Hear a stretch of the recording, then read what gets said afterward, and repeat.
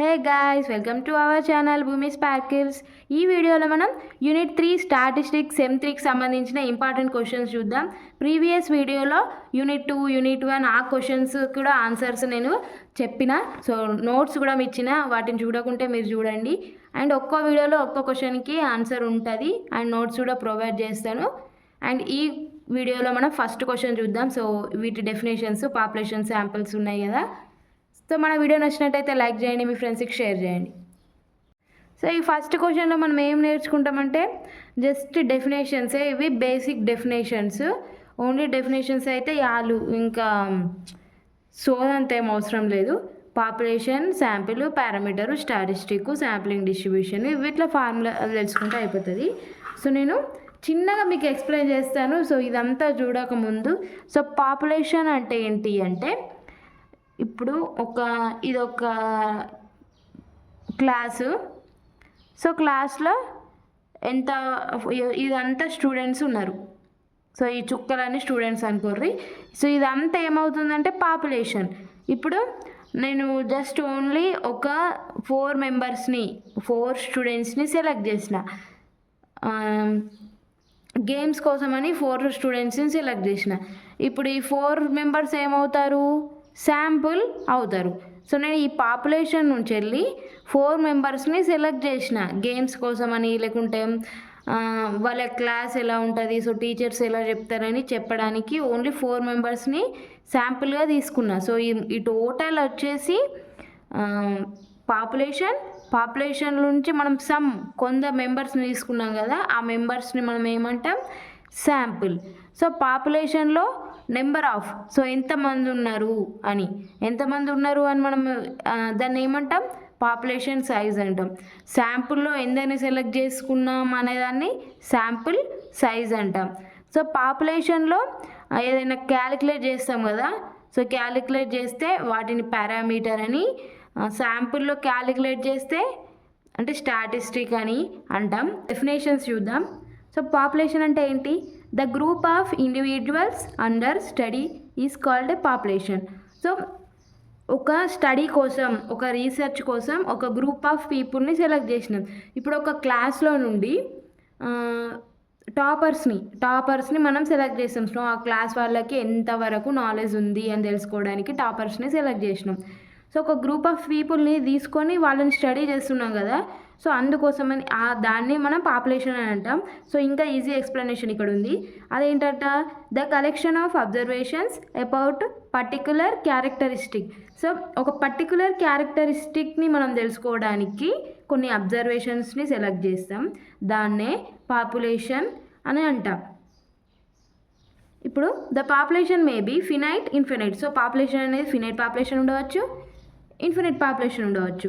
So finite population అంటే ఏంటి? Countable or fixed number of observations. So ఆ అబ్జర్వేషన్స్ని మనం కౌంట్ చేస్తాం. సో ఇప్పుడు ఒక క్లాస్లో స్టూడెంట్స్ని తీసుకొని అని ఎగ్జాంపుల్ చెప్పిన కదా, సో అది ఫినైటా, ఇన్ఫినైటా? సో ఫినైట్ అంటేనేమో కౌంటబుల్, సో వాటిని మనం కౌంట్ చేయగలుగుతాం, ఎంత నెంబరు మనకు ఎన్ని ఉన్నాయని చెప్పగలుగుతాం. సో ఇన్ఫినైట్ అంటే వాటిని మనము కౌంట్ చేయలేం, సో అవి ఇన్ఫినైట్ అన్నట్టు, లెక్కలేనన్ని. ఇప్పుడు ఫినైట్కి మనం క్లాస్ రూమ్ ఎగ్జాంపుల్గా తీసుకోవచ్చు. ఇక్కడ ఎగ్జాంపుల్ ఉంది కదా, number of students in a class, number of members in a family. So క్లాస్లో ఎంతమంది ఉన్నారంటే మనం చెప్పగలుగుతాం, 40 మెంబర్స్, 50 మెంబర్స్, 20 మెంబర్స్ అని. ఇప్పుడు ఫ్యామిలీలో కూడా ఎంతమంది ఉన్నారంటే 4, 5, 6 అని చెప్పగలుగుతాం. సో ఇప్పుడు ఇన్ఫినిట్కి ఎగ్జాంపుల్ చూడండి, stars in the sky. So మనం స్టార్స్ని పాపులేషన్గా తీసుకొని 1, 2 చుక్కల్ని శాంపుల్గా తీసుకొని ఏదైనా రీసెర్చ్ చేస్తే, ఇప్పుడు స్టార్స్ని మనము ఫినైట్ పాపులేషన్లో తీసుకుంటామా? స్టార్స్ అన్నింటినీ మనం లెక్క పెట్టి సో ఇన్ని స్టార్స్ ఉన్నాయని చెప్తామా? స్కైలోని స్టార్స్ని చెప్పాం కదా, సో అవి లెక్కలేనన్ని ఉంటాయి. అందుకని సో ఇవి స్టార్స్ ఇన్ ద స్కై అనేది ఇన్ఫినిట్ పాపులేషన్కి example. So next sample is a smaller group selected from a larger population. So మొత్తం పాపులేషన్ నుండి ఒక చిన్న గ్రూప్ని సెలెక్ట్ చేసుకుంటారు, ఆ గ్రూప్ని ఏమంటాం? శాంపిల్ అంటాం. సో ఈ గ్రూప్ నుండి పెద్ద పాపులేషన్, ఈ క్లాస్ రూమ్లో నుండి 4 స్టూడెంట్స్ని శాంపిల్గా సెలెక్ట్ చేసుకున్నాం కదా, స్మాలర్ గ్రూప్ లాగా. సో దీన్ని శాంపిల్ అంటాం. సో మీరు 1కి 2 సార్లు చదివితే అర్థమవుతుంది. సో నెక్స్ట్ సో ఇది ఫినైట్ సబ్సెట్ ఆఫ్ పాపులేషన్ ఇలా కూడా చెప్పవచ్చు. Next population size, the number of observations in the population. So పాపులేషన్స్లో ఎన్ని అబ్జర్వేషన్స్ ఉంటే అది పాపులేషన్ సైజ్ అవుతుంది. నెక్స్ట్ శాంపుల్లో ఎన్ని అబ్జర్వేషన్స్ ఉంటే అది శాంపుల్ సైజ్ అవుతుంది. So in a shop, so మీరు ఇది కొందరు తెలుగు మీడియం నుంచి వచ్చిన వాళ్ళు ఉంటారు కదా, ఇట్లా ఇంగ్లీష్ మీడియం తీసుకున్నప్పుడు దాన్ని బట్టి పట్టకూడదు. సో అర్థం చేసుకోవాలి. సో కొన్ని వర్డ్స్ ఎవరికైనా తెలియని ఉంటాయి, మేబీ నాకు కూడా తెలియని ఉంటాయి. నేను గూగుల్లో సెర్చ్ చేసుకుంటాను, చూస్తాను. ఇప్పుడు ఇది టోటల్గా బట్టి పట్టినాం అనుకో, మనకి ఇది ఏది అర్థం కాలేదు. సో మొత్తం బట్టి పడితే గుర్తుంటుందా? గుర్తుండదు కదా. సో మనం అర్థం చేసుకోవాలి, అర్థం చేసుకొని వాటిని మనం ఇంగ్లీష్లో రాయగలగాలి. సో మ్యాటర్ మనకి మైండ్లో ఉంటే ఇంగ్లీష్ రాయేస్తే మంచిగా రాసేస్తాం ఆన్సరు. సో నెక్స్ట్ ఒక ఎగ్జాంపుల్ చూద్దాం. In a shop we access the quality of rice by taking a handful rice from the bag and then we decided to buy or not. ఇప్పుడు ఒక షాప్లోకి వెళ్ళాం. సో ఒక కిరాణా షాప్లోకి వెళ్ళి మనం ఒక రైస్ బ్యాగ్ అంటే బియ్యం సంచి కొనాలి. సో ఆ బియ్యం సంచిలో బియ్యం మొత్తం ఇలా కింద నేలపైన వర్షేసి ఒక కిత్తు మంచిగా ఉందా అని చూస్తామా? అట్లా చూడం కదా. సో ఒక కొంచెం చెయ్యిలో కొన్ని రైస్ తీసుకొని బాగున్నాయా లేదా అని చూసి, సో బాగుంటే ఆ రైస్ బ్యాగ్ మొత్తం కొనేస్తాం, బాగుంటే ఆ రైస్ బ్యాగ్ కొనాం. సో ఆ చేతిలో తీసుకున్న బియ్యపు గింజల్ని మనం శాంపుల్ అని చెప్పవచ్చు.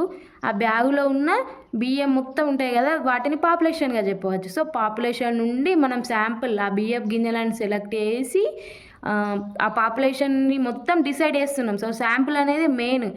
శాంపుల్ అనేది పాపులేషన్ క్యారెక్టరిస్టిక్స్ని డిసైడ్ చేస్తుంది. సో పాపులేషన్ ఇలా ఉంటుంది అని. సో నెక్స్ట్ పారామీటర్ అంటే ఏంటి? సో ఇవి చిన్న చిన్న డెఫినేషన్స్ ఎగ్జామ్లో వస్తాయా రావా అంటే ఖచ్చితంగా వస్తాయి, ఎందుకంటే చెప్పలేము కదా. సో ఇంపార్టెంట్ క్వశ్చన్స్ యూనిట్కి ఒక 5-6 అయినా నేర్చుకోకుంటే బాగోదు. సో నేను 5-6 కంటే యూనిట్కి ఏం ఎక్కువ వేయలేను. ప్రీవియస్ యూనిట్స్లో కూడా 10 కంటే ఎక్కువ క్వశ్చన్స్ లేవు. సో మీకు సిలబస్ మిస్ అవ్వకుండా, ఇంపార్టెంట్ క్వశ్చన్స్ మిస్ అవ్వకుండా నేను నోట్స్ నేనే ఇది రెడీ చేస్తున్నా. సో అన్ని ఈజీ ఆన్సర్స్ కోసము అన్నీ ట్రై చేసి అందులో చూసి ఇందులో చూసి ఇదంతా నేను ప్రిపేర్ చేసిన నోట్స్. సో మీకు నచ్చితే లైక్ చేయండి, మీ ఫ్రెండ్స్కి కూడా షేర్ చేయండి. సో చూసేసి వెళ్ళిపోకండి, అండ్ చూసేసి మీ అవసరం అయిపోయిన తర్వాత అన్సబ్స్క్రైబ్ కూడా చేయకండి, ఎందుకంటే అన్సబ్స్క్రైబ్ కూడా చేసేస్తూ ఉన్నారు అందరూ. అండ్ పారామీటర్ అంటే ఏంటి అంటే, in statistic a parameter is a numerical value that describes a whole population. So మొత్తం పాపులేషన్ని మనం మెజర్ చేస్తే దాన్ని పారామీటర్ అంటే ఏంటి అంటే, in statistic a parameter is a numerical value. So ఇది ఒక numerical value that describes a whole population. So population మొత్తం సో ఎన్ని ఉన్నాయని లెక్క పెడతాం కదా. సో అట్లా లెక్క పెట్టిన దాన్ని డిస్క్రైబ్ చేసేది ఏంటి? పారామీటర్. ఇప్పుడు అది మెజరబుల్ అన్నట్టు. ఇప్పుడు 2 లీటర్స్ 5 లీటర్స్ అని ఎలా చెప్తున్నామో అలా పాపులేషన్కి సంబంధించిన దాన్ని పారామీటర్స్లో చూపిస్తాం, దాని వాల్యూని పారామీటర్స్లో చూపిస్తాం. స్టాటిస్టిక్ అంటే శాంపుల్ వాల్యూస్ని స్టాటిస్టిక్లో చూపిస్తాం. సో ఇది మీకు ఇంకా డీప్గా చెప్తే అర్థమవుతుంది. సో వేరే క్వశ్చన్స్లో వస్తే చెప్తాను. సో ఈ క్వశ్చన్కి ఇంతే చాలు. శాంప్లింగ్ డిస్ట్రిబ్యూషన్ అంటే ఏంటి? Samples of a given size. So ఒక శాంపుల్లోని మనం సెలెక్ట్ చేసుకుంటున్నాం. Drawn randomly from a population. So పాపులేషన్లో ర్యాండమ్గా సెలెక్ట్ చేసుకున్నారు. ర్యాండమ్గా సెలెక్ట్ చేసుకుంటే statistical constants like mean, standard deviation. So ఇప్పుడు ఇక్కడ ఉంది కదా స్టాటిస్టిక్లో. స్టాటిస్టిక్ అంటే మీన్, మీడియన్, ఇవి శాంపుల్కి సంబంధించినవి క్యాలిక్యులేట్ చేస్తాం కదా, వాటిని స్టాటిస్టిక్లో రిప్రజెంట్ చేస్తారు. సో అది ఒక న్యూమెరికల్ వాల్యూ, అది ఒక measure. So statistical constants like mean, standard deviation may be computed for each such sample. ఇప్పుడు ఒక పాపులేషన్లో మనం శాంపిల్స్ తీసుకున్నాం. సో ర్యాండమ్గా తీసుకున్నాం, అక్కడిక్కడ ఒక 4-5 మెంబర్స్ని సెలెక్ట్ చేసినాం.